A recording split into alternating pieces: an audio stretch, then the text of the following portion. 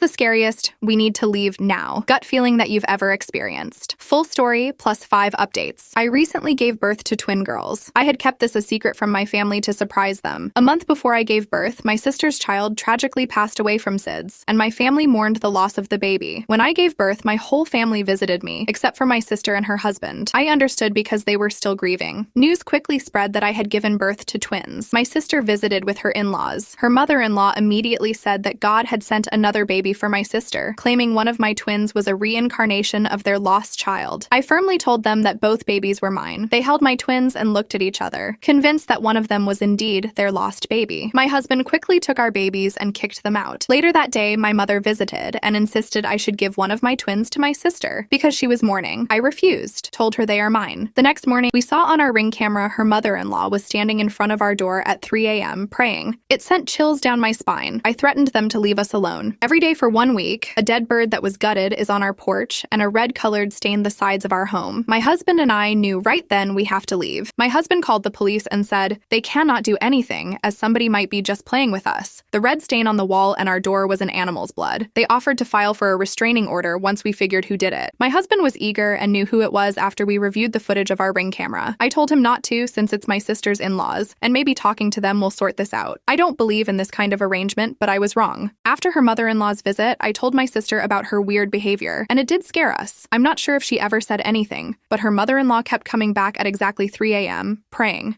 She would stay on the porch standing whispering while her head tilted. My sister then told me that I shouldn't keep my own kids from her, and that she should feel bad because she lost her child. She went on telling me what I would feel if I lost a child. She had been the favorite child, and she gets everything all the time, and it's just one time where things didn't favor her. After my sister terrorized me every day, sending me thousands of messages and emails. One morning, we found a dead bird on our porch, gutted as if someone had intentionally it. It went on for a week. I called my sister and told her that if her mother-in-law visited again, we would call the police. My sister never replied. A few days later, everyone, including me, my twins, and my husband, started to get really sick. I felt like somebody had done something to us, and I suspected it was her mother-in-law. My mother came to stay and help since we had been so sick. Not only that, my husband got into a car accident where someone rear-ended him on the freeway, destroying our car. Thankfully, my husband wasn't seriously injured. The second one we were lucky enough because we had our kids in the back. With my husband's quick reflexes, he was able to avoid the car on his right, which collided with a car in front of us, hitting another car which resulted in 2 casualties. One day I let my mother visit me to help with the chores. Same evening, my husband came home from work and woke me up, showing me footage from the Ring camera. While I was resting, my mother had let my sister and her husband into our home. My sister then took one of the twins, cradled her, and even breastfed her. They took family photos with my baby. I was alarmed and furious. I didn't hesitate to file a restraining order against my sister, her husband, and my mother. Not only that, but I also discovered my mother had put a sleeping pill in my soup after my husband right before taking the trash out. Saw the box which explains how I was knocked out for 8 hours. I started to get really scared because they were doing everything they could to get my child. My husband decided we needed to leave our home and move somewhere else. We didn't stay for long and moved out, placing our things in storage temporarily and living in a hotel, which felt more secure. My husband found a home 45 minutes away from everyone. We were discreet and tried our best to ensure no one could track us. After we moved, on the very first night, we saw her mother-in-law again in front of our new home. I was so scared and cried because her behavior was disturbing and honestly feeling helpless. I filed for a restraining order against her. We informed our landlord and they allowed us to move without losing our deposit, letting us break our lease. We moved 3 times within a year, and the same thing kept happening. My husband then moved us to an expensive but secure apartment. We made sure the condo was safe, with only approved guests allowed to visit us. 2 months went by, and we lived peacefully until we learned that my sister's husband had applied to work at our apartment complex and had sneaked up to our floor. He left a note on our door saying they wanted to see the baby. We reported them to the management, fearing for our safety. They eventually fired him because of the restraining order against him. My husband and I were exhausted. There were instances that whenever we were out, somebody was following us. All of these were happening before our twin girls even turned 1. Imagine the exhaustion we went through, moving from house to house because our family wanted our child. My husband and I decided to move abroad and live in hiding. We hadn't returned to the States for 5 years, thinking they had left us alone. We decided to move back because my husband got a great offer and promotion. We lived in a condominium close to his work. Honestly, I had never been so scared in my life, having to run away with babies less than a year old. Update 1. We discovered that my sister's mother-in-law had been convicted of killing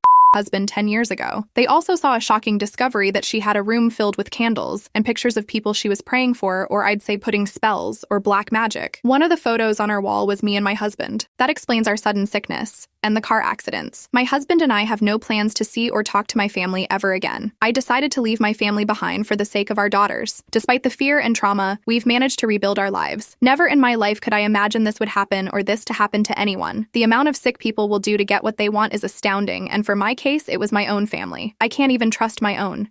Update 2. To answer the top question, where is my sister and her husband now? The last thing I heard about her was that they tried to get pregnant again, which resulted to miscarriage. My sister suffered from a serious mental disorder. My mom wanted to reconcile with me and apologized for what she did and promised to not do it again. I didn't buy her words and just cut her off. Update 3. Somebody told my sister our whereabouts, but she was too late. She flew all the way to Australia, thinking we were there, but we moved back a long time ago. A relative told me that she is still looking for us. My cousin, who I can trust my life with, kept feeding my sister wrong addresses and countries to travel until she gets exhausted. Took her 4 countries to stop looking for us. Honestly, if she ever succeeds in finding us, I am ready to confront her and protect my family. I'll take her out when she steps on my property. Update 4. Yes, my sister actually tried to sue us. Remember when I told you about my mother letting my sister and her husband into our home after me, causing me to sleep for 8 hours? Well, my sister and her husband didn't stop there. They took it to another level and tried to sue us, claiming we had stolen their baby, my baby. They showed the court photos of her holding my baby, taken in our home. They even went as far as stealing my baby's birth certificate and forging it to support their insane claims. My mother cited my sister and testified saying my daughter is my sister's child, but the court didn't buy it. My delivery doctor and nurse testified, confirming the truth. During the hearing, my sister had a complete breakdown, screaming that my baby was hers and that I didn't deserve my children. It was a dramatic and terrifying moment that left everyone in the courtroom shocked. Update 5. After everything that happened, my husband and I decided to leave the States for good. We realized we would be safer if we left. I want my family to live in peace and be protected without my crazy sister chasing us. This has been the most exhausting experience of my life. Thank you everyone for your support. I appreciate all the tips and suggestions and will definitely keep them in mind.